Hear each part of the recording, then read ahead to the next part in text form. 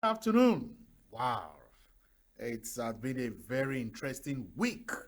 Yeah, if you're just joining us, it is Broad Street Radio, your number one authoritative business radio. Wow. My name still remains Charles Fakroha, and it's your regular show, Investors Education. You know that the investors are key in any market, so we need to protect the investor. We need to make them or try to make them take informed decisions. But the only way they can do that is when they are aware of what is involved, and of course, once they're aware, they will take informed decisions. So today on Investors Education, we'll be looking at some, let's say, about 9 steps, to achieving financial independence. Yes, people have always asked me financial independence, financial security, financial freedom. Yeah, these are terms that can be used independently. But let's look at it critically, one by one. When you say financial security, oh, I have financial security. Does that mean that if I have, that is, money will give you security? So if I carry maybe 5 million naira cash, in my bag, and I am moving from maybe beggar, and I'm coming to Oshodi, and I get down, I drop at Oshodi in the night. Would that give me security? Of course not. Okay. So when we are saying financial independence, we're just simply saying you have become independent in terms of your finances, that you don't even need to work for you to meet your daily expenses. That is the investment you have made. The returns that are coming will take care of all your expenses. I mean, we see people do charity today. It's the returns of the investment they have done that is coming, is able to take care of them, take care of their dependents if they still have, and also give them enough cash flow for them to do charity work. So you can see that is when you now say they are financially independent. So today we'll just look at a book and look at some of the 9 steps that the authors gave us. That is Your Money or Your Life by Vicky Robin and Joe Dominguez. Yes, this is one book that we recommend for investors when it comes to your personal finance. So just look at the steps one by one, that will help investors become financially independent. The first step they recommended is making peace with the past. Let go of financial mistakes and regrets. So making peace with the past. Step number 2, being in the present. Live in the present. The mistakes of the past, you just forget it. Live in the present so that you can be focused to prepare for a better future. So take control of your finances and create a clear picture of your current financial situation. So being in the present, be mindful, being in the present. That is, look at your present situation now and see the things that you can do to improve. So you will take control of your finances and create a clear picture of your current financial situation. Creating a vision. That's step 3 now. Creating a vision of your future. Somebody's, how do you predict your future? You invent it. You see your future. You see where you want to be in the next 5 years, in the next 3 years. You see where you want to be. So you create a vision of your future. You define your financial goals and create a vision for the future. A vision for the future so that you know where you are going. Step number 4, determine your net worth. That is, you must know what you are worth.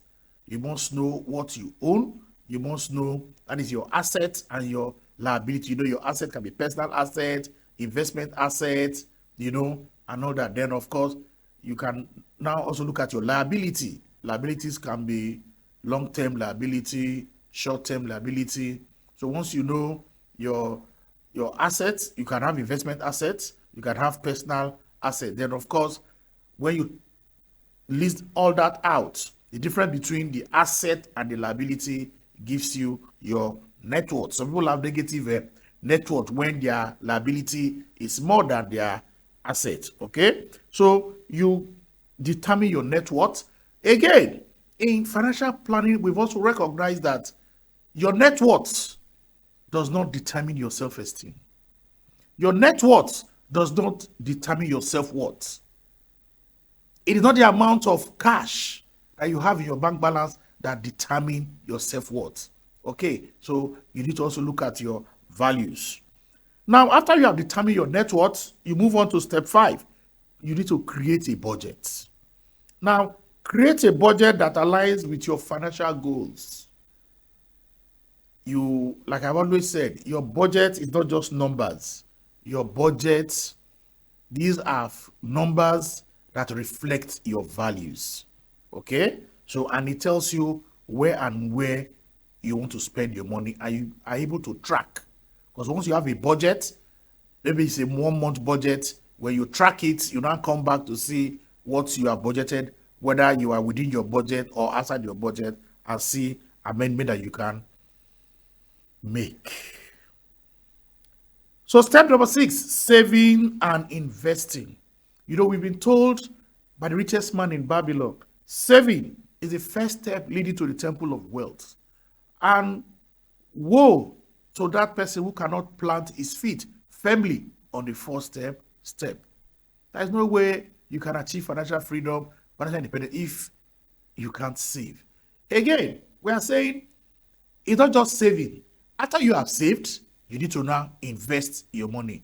But I will just take one very simple quote from Warren Buffett. He said, people are saying it's very difficult to save, and I agree with that. But Warren Buffett has given us a tip. And he says, do not save what is left after spending.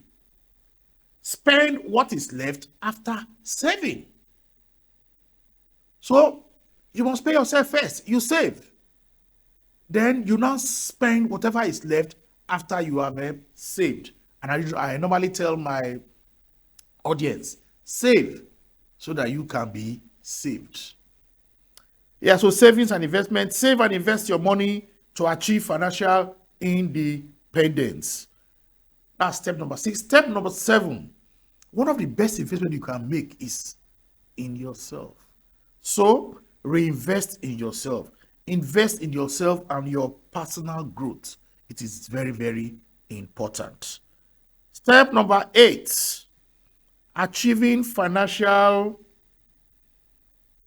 independence. Then, once you have done all these steps diligently, you will now see that you are in the right track towards achieving financial independence. And when you achieve financial independence, nobody will tell you. You will know, because you don't need to work. The investment you have put in place, the returns will be able to take care of you and all your day-to-day activities. So achieve financial independence and create a life of purpose and meaning. A life of purpose and meaning. I keep saying it. We all have a purpose on this planet. And what is our main purpose is to make it a better place. Create impact. Assist our fellow human beings who are co-travelers with us on this planet. Because after our sojourn here, then of course, we have to go back and give account of what we have done here. So that's step number 8, achieving financial independence. Then of course, when you have achieved financial independence, what next? You need to manage your finances. Maybe there you say you have retired, but you need to manage your finances in retirement. So manage your finances in retirement and create a sustainable income stream. So it is very, very important for us to follow these 9 steps in terms of when we want to achieve financial independence. But in also looking at these concepts, financial independence as given to us by these authors, Your Money or Your Life. What are some of the key take-homes? That's some of the key concepts. Financial independence. Achieving financial independence means having enough wealth to cover your living expenses without you necessarily going to work again. Okay? Then there's another important concept in achieving financial independence that we also need to talk about. That is the fulfillment curve. The fulfillment curve. How much is enough? Now, the fulfillment curve is a concept that suggests that once basic needs are met, additional income does not necessarily lead to greater happiness. So each and every one of us, we need to know our own satisfaction. So our own fulfillment. So that fulfillment curve, yes, at the beginning, you don't have anything. You begin to earn money. You earn money. You see that you get a little bit satisfaction. You earn money. But you get to a certain level. The more money you earn will not even increase your satisfaction any longer. That's why we say that is the fulfillment curve.